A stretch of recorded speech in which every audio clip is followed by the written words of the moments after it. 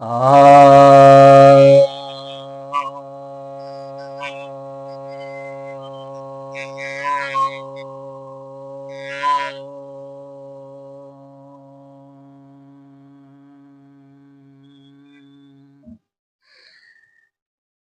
सभी भक्तजनों को सप्रेम नमन।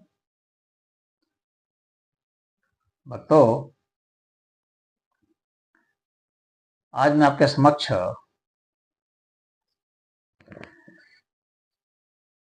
ब्रह्मसूत्र के प्रथम अध्याय के तृतीय पाद के नवम सूत्र पर चर्चा करने जा रहा हूं। यह सूत्र कहता है धर्मोपपत्तेश, अर्थात धर्म के प्रकरण से भी। यहाँ पर किस धर्म की बात की है, तो यहाँ इसके पहले वाले जो सूत्र है उसमें भूमा की बात की गई थी। भूमा को ही कहा गया था ब्रह्म।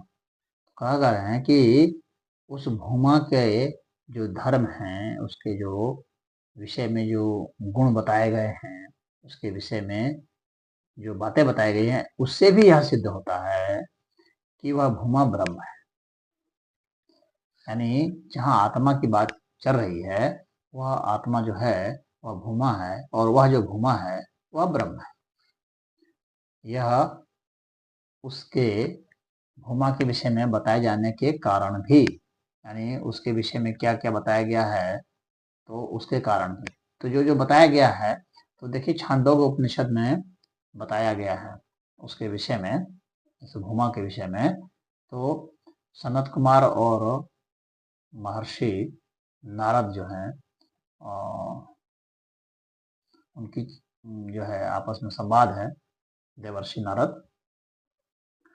तो वहां पर जो है, जो नारद जी पूछते हैं सनत कुमार जी से इसी भूमा के ही विषय में, तो उस पर वो कहते हैं सनत कुमार जी छांदोग्य उपनिषद में क्या कहते हैं, यत्र ना अन्यत पश्यति, ना अन्यत शृणोति, ना अन्यत विजानाति, स भूमाथ यत्रान्यत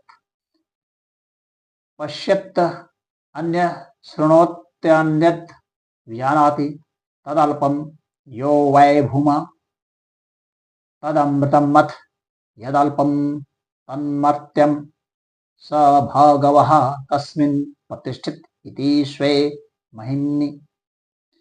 तो यहाँ पर यह कह रहे हैं कि जहाँ पहुंचकर न अन्य किसी को वह दिखता है, ना अन्यत पश्यति, ना अन्य श्रोति, न ही वह किसी अन्य को सुनता है, न ही वह किसी अन्य को जानता है, ना अन्यत विजानाति। तो वह जो है, जो इस तरह का है, वही भूमा है। और मतलब जहां पहुंच करके वह किसी अन्य को नहीं देखता, किसी अन्य कोई अन्य रहता ही नहीं, तो देखेगा कैसे। तो न किसी अन्य को देखता है, न अन्य को सुनता है, न अन्य को जानता है, वह भूमा है। और जहां अन्य को देखता है, जहां अन्य को सुनता है और जानता है, वह अल्प है, तद अल्पम, तो वह अल्प है। जहां अन्य को देखते हैं वह सब अल्प है, कम है, वह अनंत नहीं है। स भगवः कस्मिन् प्रतिष्ठित इति स्वे महिम्नि। तो अब अब वो कह रहे हैं कि वह किसमें प्रतिष्ठित है। नारद जी पूछ रहे हैं कि वह किसमें प्रतिष्ठित है, तो कह रहे हैं वह महिमा में प्रतिष्ठित है। सनत कुमार जी कह रहे हैं अपनी महिमा में प्रतिष्ठित है। और महिमा का उनका उन्होंने आगे कहा है कि महिमा का अर्थ ये जो साधारण जो महिमा, जो संसार में जो महिमा की बात करती है, धन पद यश, ये सब जो महिमा की बात की जाती है, यहाँ पर ये महिमा नहीं है। यहाँ जो ऊपर नीचे आगे पीछे दाएं बाएं, यहाँ जो कुछ भी है सब यही है, इसकी बात है। यहाँ धन संपत्ति और मकान और ये सब जो है, संतान और सेना और फलना ढिकना जो भी है, तो ये सब नहीं है। यानी आत्मा सब जगह सर्वत्र विद्यमान है, सर्वत्र विद्यमानता की बात है, तो उसी का वर्णन यहाँ पर है। तो यहाँ पर जो भूमा है, तो भूमा का जो गुण है यह किस में आ रहा है? सिर्फ परमात्मा में आ रहा है।